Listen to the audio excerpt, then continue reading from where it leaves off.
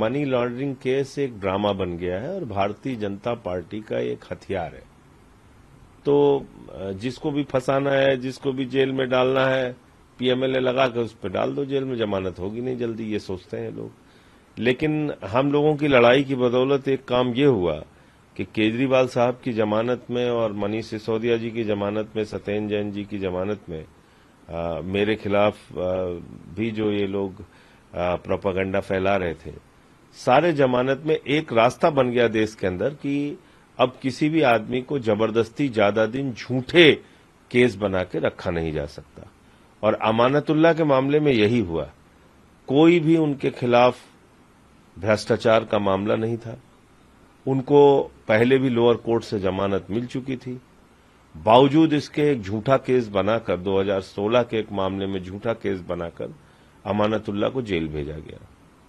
तो मैं तो मोदी जी से बार बार कहता हूं कि इतने गुस्से, आक्रोश और नफरत से आप भरे हो तो चौराहे पे खड़ा करके हम लोगों को गोली मरवा दो। अगर आम आदमी पार्टी आपके आंख की इतनी बड़ी किरकिरी बनी है तो आप हमारी पार्टी के लोगों को चौराहे पे खड़ा करके गोली मरवा दीजिए। देश का समय और पैसा बर्बाद मत कीजिए। ये जांच एजेंसियों को आपने ड्रामा कंपनी बना दिया है। इन पे हंसते हैं लोग। अब ईडी कहीं जाती है, लोग कहते हैं बंदर आ गए, उछल कूद करते हैं, घर में आके चले जाते हैं। इनकी कोई हैसियत नहीं बची, अब हैसियत ही नहीं बची।